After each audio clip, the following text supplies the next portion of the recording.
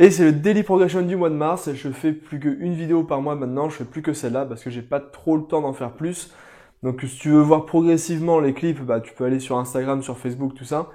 Mais voilà, sur YouTube, je ferai plus qu'une vidéo par mois parce que j'ai plus le temps d'en faire, j'ai plein de trucs à côté du skate. Donc voilà, ce sera la seule vidéo du mois. Mais j'ai pas mal de trucs à raconter parce que la chaîne commence un peu à se développer et donc je gagne un petit peu en notoriété et en visibilité surtout. Donc ça m'arrive maintenant que des skateurs sur YouTube par exemple me contactent parce qu'ils sont de passage sur Marseille et sont chauds pour organiser une session avec moi. C'est ce qui s'est passé ce mois-ci, j'ai pas skaté une seule fois seul, je crois en fait ce mois-ci. J'ai toujours avec des gens que je rencontre à droite à gauche. La chaîne commence à bien se développer et ça me donne pas mal de motivation pour continuer. Ça apporte aussi de la motivation aux gens, donc tout se passe bien, c'est plutôt cool. D'ailleurs, j'ai un petit truc à vous faire gagner, c'est un code promo chez DC Shoes de 15 euros. C'est pas grand chose, hein, mais bon, j'ai ça parce que j'ai commandé des chaussures sur leur site, c'est pas parce que je suis sponsorisé ou quoi que ce soit, hein. Pour le gagner, t'as juste à dire en commentaire que t'as envie de le gagner, pourquoi pas. Et je ferai un tirage au sort parmi tous ces commentaires-là dans le prochain Daily Progression. Celui qui sera tiré au sort gagnera le bon de réduction. Mais là, pour cette vidéo, c'est parti sur la progression.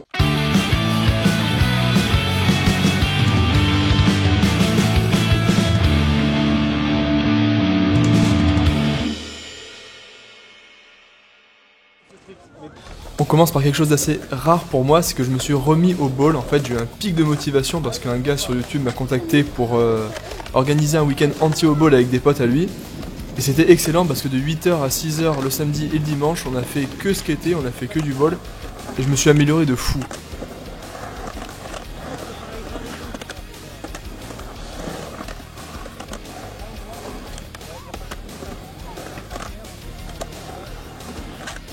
J'ai repris les bases déjà en essayant de refaire le rock, mais cette fois-ci vraiment bien, parce qu'avant, quand je faisais un rock, c'était approximatif. J'étais pas droit quand j'arrivais en haut de la rampe, et quand je repartais, les roues se bloquaient en fait sur le coping, et ça me donnait un déséquilibre vraiment pourri.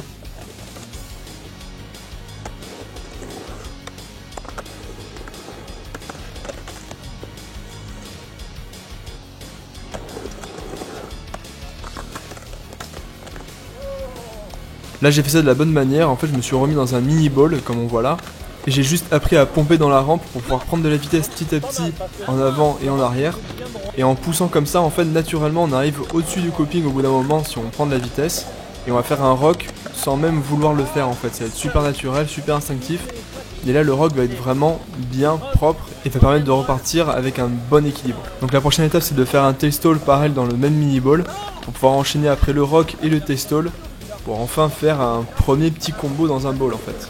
Et là c'est pareil, en poussant d'en avant en arrière dans la mini rampe, on va arriver au-dessus de coping au bout d'un moment, et il y a juste à appuyer sur le tail au bon moment pour pouvoir se remettre en position de drop et repartir. En fait c'est surtout de la peur parce qu'on est à l'envers, donc c'est assez chaud à visualiser. Mais il suffit de se lancer, et si on commence à pomper comme j'ai fait en avant en arrière, on va voir qu'on prend vraiment la confiance et c'est beaucoup plus simple de le caser.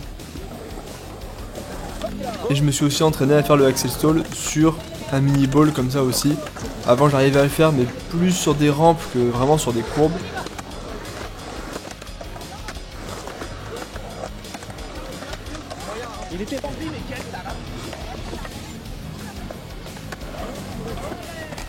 Et on voit que là en même pas un jour j'arrive à en faire pas des parfaits, mais ça rentre quand même et c'est pas trop dégueulasse. J'ai l'équilibre quand je repars.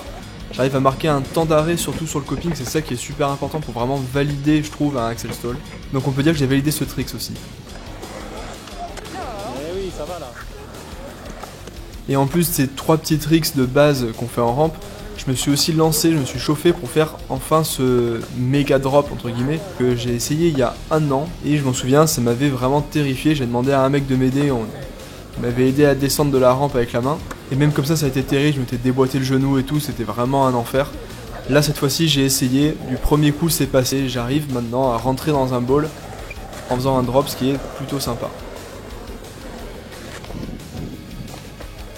Et en petit bonus, je me suis aussi amusé à faire un premier vrai trick de street en fait qui est hors skatepark.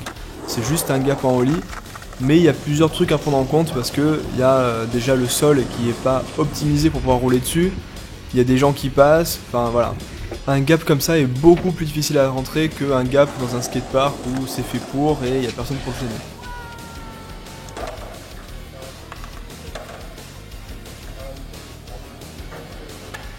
Plus tard dans le mois, je me suis remis au street aussi, mais dans la continuité du ball.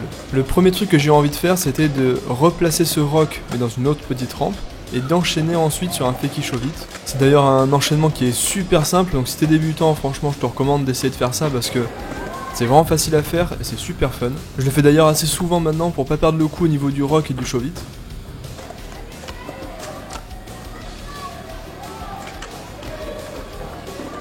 L'autre truc que j'ai essayé, c'est de faire un ollie sur un plan incliné. Rien de super compliqué aussi, mais c'est assez fun. Là on voit que le ollie décolle bien, la planche elle est bien droite, je repars bien en fakie, donc c'est validé sans problème. Et le gros challenge que je me suis lancé, c'était de faire un heel flip sur le plan incliné, donc là c'est beaucoup plus chaud parce que le heel flip, j'arrive pas non plus à tous les coups sur le sol normal, donc là c'était vraiment un gros challenge, et j'en étais vraiment pas loin de le réussir.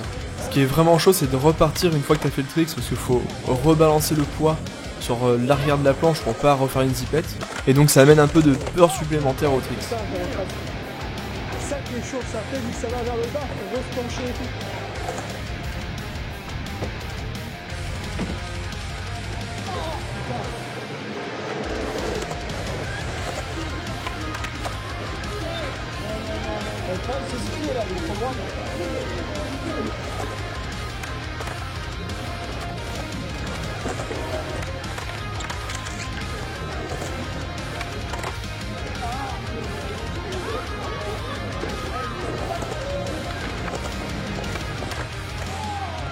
Ce mois-ci j'ai encore tryhard le e-flip, donc là je suis resté vraiment au sol sur une petite surface. Et j'y arrive vraiment bien maintenant parce que j'ai réussi à envoyer 3 e-flips d'affilée sans me rater.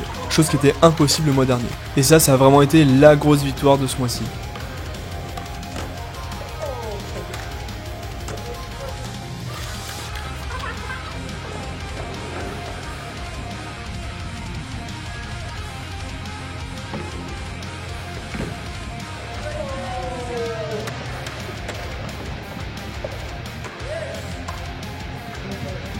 Pour finir, je me suis aussi un peu remis au 50 grind. Le but c'était de bien travailler sur la sortie.